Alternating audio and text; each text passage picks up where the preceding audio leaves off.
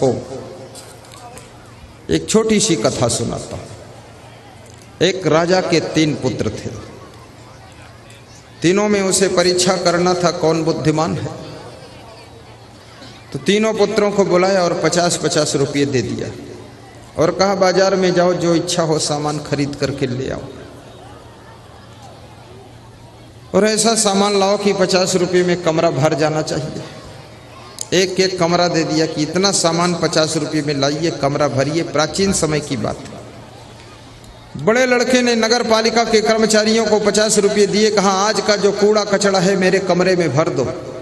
उन्होंने भर दिया और कमरा बंद कर दिया। उसने कहा फुल है। दूसरे लड़के ने सोचा क्या भरूं कमरा में, तो उसने विचार किया और तो कुछ उपाय दिख नहीं रहा है। तो उसने जो घर का कबाड़ा सामान था वो ला करके उस कमरे में भर दिया। बेकार टूटी फूटी कुर्सियां, बेड वेड पड़े थे, नुचा फटा गद्दा सब डाल दिया और बंद कर दिया। बोले भर गया। फिर भर दिया, 50 रुपये भी नहीं खर्च हुआ। तीसरे लड़के ने क्या किया, बाजार में जा करके 1 रुपये की अगरबत्ती लिया और 1 रुपये की मोमबत्ती लिया और थोड़ा आटा, थोड़ी दाल, थोड़ा चावल, थोड़ी सब्जी भी लेकर आया।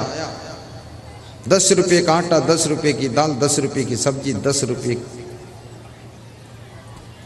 की चावल ले आया और 8 रुपये बचा लिया। जब राजा साहब ने कहा कि आपके कमरे को चेक करूंगा, तो बड़े लड़के ने कहा मेरा कमरा देख लो, तुम घुस भी नहीं सकते, इतना फुल किया। जब कमरा खोला देखा उसमें सब नगर पालिका के कर्मचारियों ने कूड़ा कचड़ा गंदगी सब भर दिया है, कमरा भी गंदा हो गया। तो पिता ने कहा बेटा इस कमरे में तो कचड़ा भरा। बोले 50 रुपये में क्या कहीं दूध घी से भर जाएगा। बुद्धिहीन आदमी तर्क भी बहुत करता है। राजा ने कहा इस कमरे को साफ कराने में, पेंट फिर से कराने में 10-20 हजार का खर्चा आ जाएगा। बोले फालतू बात मत किया करो पिताजी, कमरा भर गया, बस इतनी बात तय हो गई। दूसरे लड़के से कहा तू दिखा दे। तो उसका कमरा खोला, देखा तो कबाड़ा से सब भरा हुआ है, टूटा फूटा सामान। तीसरे लड़के से कहा तू तेरा कमरा दिखा। तो तीसरे लड़के ने खोला, तुरंत मोमबत्ती जला दिया, अगरबत्ती जला दिया और नीचे चटाई बिछी हुई थी, आटा दाल चावल सब्जी रखा हुआ था।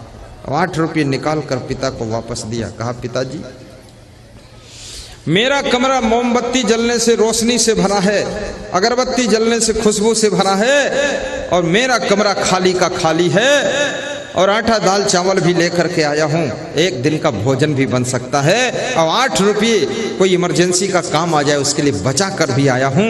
ये 8 रुपये वापस लीजिए और कमरा भरा भी है और खाली भी है और बैठ के आराम भी कीजिए।